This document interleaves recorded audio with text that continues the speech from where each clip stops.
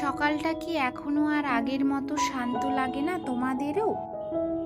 ঘুম ভাঙলেই কি জানালার ফাঁক দিয়ে তীব্র রোদ এসে চোখে লাগে?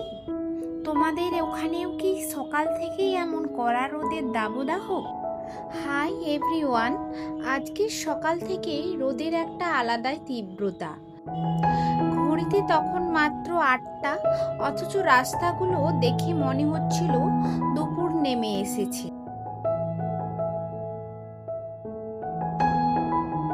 গাছের পাতাগুলো যেন ক্লান্ত হয়ে গেছে এই গরমে। হালকা বাতাস আছে ঠিকই, কিন্তু সেই বাতাসেই উষ্ণতা মিশে আছে।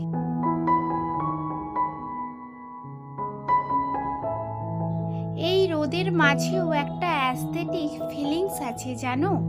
সাদা পর্দার উপর পড়ে থাকা সূর্যের আলো, টেবিলের ওপরে রাখা আধ খাওয়া চায়ের কাপ, আর একটা ধীর সকাল, সবকিছু মিলিয়ে একটা নীরব সিনেমার মতো লাগে। বাইরে বেরোতে রোদের তাপটা আরো বেশি বোঝা যায়। রাস্তার ওপর পড়ে থাকা আলো এতটাই উজ্জ্বল যে চোখ ছোট করে তাকাতে হয়।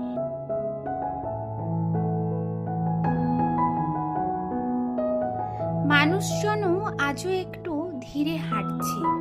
কারো হাতে ছাতা, কারো হাতে ঠান্ডা জলের বোতল, আর কেউ একটা গাছের ছায়া খুঁজছে একটু শান্তির জন্য।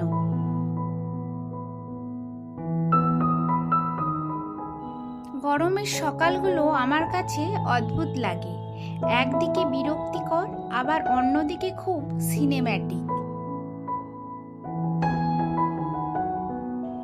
ঘেমে যাওয়া কপাল, সূর্যের আলোয় ঝলমল করা রাস্তা, দূরে ভেসে আসা কোনো রিস্কার ঘন্টি, সবকিছু মিলিয়ে যেন শহরটা একটা আলাদাই রূপ বেরিয়ে আসে।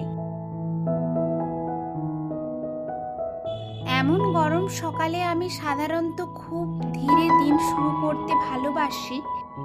এক গ্লাস ঠান্ডা জল, হালকা কোনো গান, আর ফোনটা একটু দূরে রেখে নিজের সাথে কিছুটা সময় কাটান। আজ ডায়েরিতে লিখছিলাম, কিছু সকাল খুব উজ্জ্বল হয়, তবুও ভেতরে ভেতরে ক্লান্ত লাগে। হয়তো আবহাওয়া মানুষের মুডেও প্রভাব ফেলে। তবু এই তীব্র রোদের মধ্যে ছোট ছোট সুন্দর মুহূর্ত খুঁজে নেওয়া যায়। তাহলে ভিডিওটা সেভ করে রাখো কোনো অলস রোদের দিনের জন্য। Bye bye.